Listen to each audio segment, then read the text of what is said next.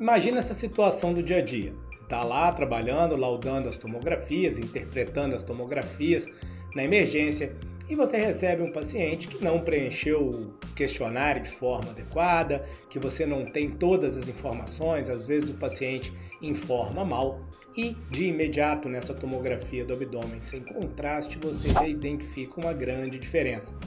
Eu não estou falando desse cisto renal. Estou falando da ausência do rim do lado esquerdo. Quando você identifica esse tipo de situação, a primeira dúvida que vem na cabeça é o quê? Esse rim foi ressecado ou a gente está frente a uma agenesia renal, que é a não formação do rim? Tem algumas coisas que você pode fazer para identificar, a gente vai ver isso no vídeo de hoje.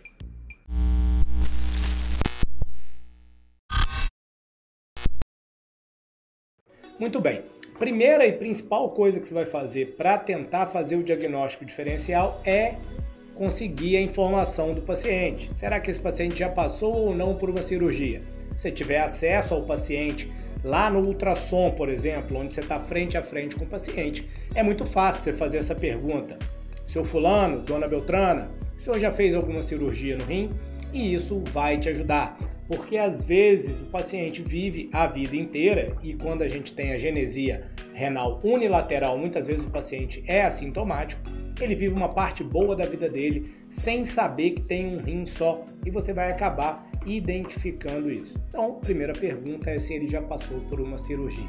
Mas eu sei que você não está aqui por isso, você está querendo uma informação na imagem que te ajude. E a gente tem o sinal da adrenal caída. As adrenais, como o nome já diz, adrenal, elas estão adjacentes ao rim. Então a gente tem a adrenal direita aqui, que geralmente está num aspecto um pouco anteromedial ao rim, mantendo proximidade com a veia cava, com a cruz diafragmática desse lado. E geralmente elas estão alinhadas nesta linha. Diferentemente do que a gente vê aqui, a gente vê que a adrenal direita ocupa uma posição mais anterior, enquanto a adrenal esquerda ela está caída. E o caído aqui é deslocado posteriormente. Esse é um achado que te traduz para a agenesia renal. Então, geralmente, a agenesia renal não vem associada à agenesia da adrenal ipsilateral. Ela acontece de forma isolada da adrenal.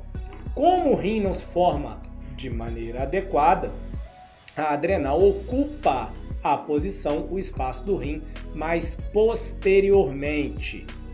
Agora a gente vai olhar rapidamente esse abdômen para ver algumas outras informações que você vai encontrar aqui, como essa formação hipodensa bem definida no polo superior do rim direito, medindo aqui aproximadamente uns 10 centímetros, 9 por 84, 9 por 8,5 centímetros aproximadamente. E aí, uma das dúvidas que a gente tem é, posso chamar de cisto na tomo sem contraste? De acordo com a classificação de Bosniak 2019, na tomo sem contraste, se você encontrar uma formação homogênea, a palavra-chave aqui é homogênea, que tenha densidade, que tenha um ROI com densidade entre menos 9 e 20, você pode tranquilamente, aqui a gente está vendo 5,6, você pode tranquilamente chamar de Bosniak 2. Mas presta atenção, a palavra é homogênea. Se você tiver uma formação heterogênea, você não pode chamar de Bosniak 2. Então a gente tem o sinal da ausência do rim, e aí ponto importante é, procura o abdômen todo, tá? Se você estiver fazendo exame de abdômen superior apenas, eu te sugiro evitar a agenesia, porque você pode ter um rim ectópico, pitótico, por exemplo, que esteja localizado na pelve, o que não é o caso, tá? A gente não tem o rim, não identifica o rim nessa situação. E no rim direito a gente tem um cistão, embora a espessura do parênquima do rim direito esteja adequada. Agora que a gente já viu como é que discute isso, aproveitou, fez um gancho e falou do Bosniak 2 na tomo sem contraste, eu queria que você viesse comigo para a gente fazer uma revisão rápida de agenesia renal com pontos que podem ser pertinentes para sua prova de título de especialista. Vamos lá?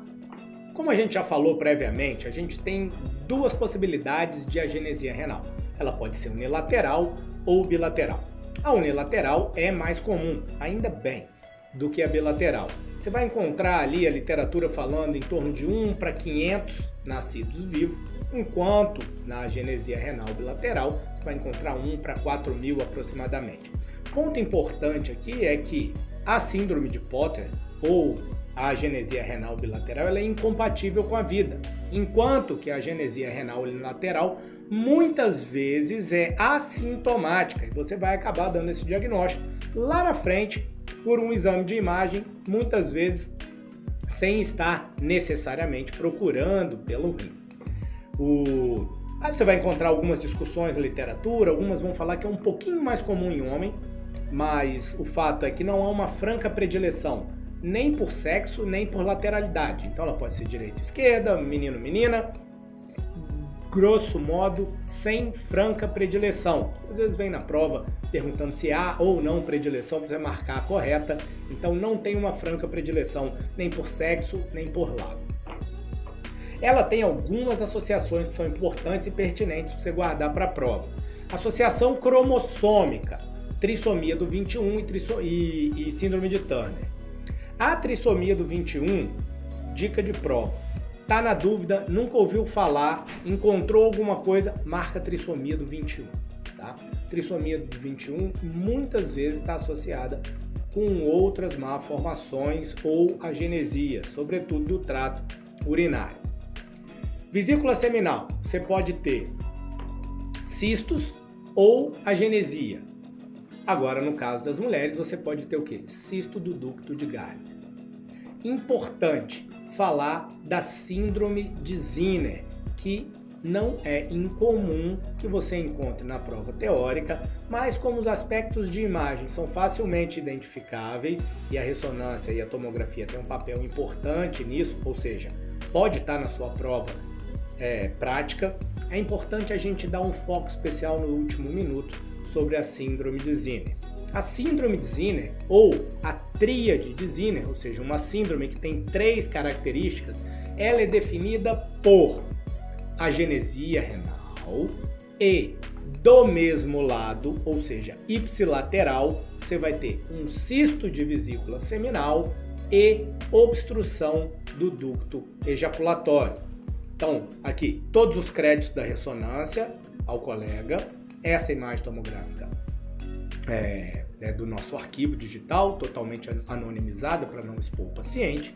Então a gente tem a agenesia renal do lado esquerdo associada a, aqui a gente vê um pedacinho da próstata, obstrução do ducto ejaculatório associada a cisto de vesícula seminal. Então esses 3 pontos, essa tríade, vão definir a síndrome de Zinner. Então você pode encontrar na prova ou um corte axial te mostrando uma adrenal caída, ou mais provavelmente uma reconstrução coronal, na qual você vai ver o rim de um lado e não vai ver do outro, associada provavelmente uma ressonância, de forma que você consiga caracterizar melhor a vesícula seminal e o ducto ejaculatório, aqui naturalmente a gente olhando um coronal T2 e um axial T2. Então, espero que você tenha gostado dessa revisão rápida de agenesia renal, aproveitando para dar um pit stop no Bosniak 2 na tomografia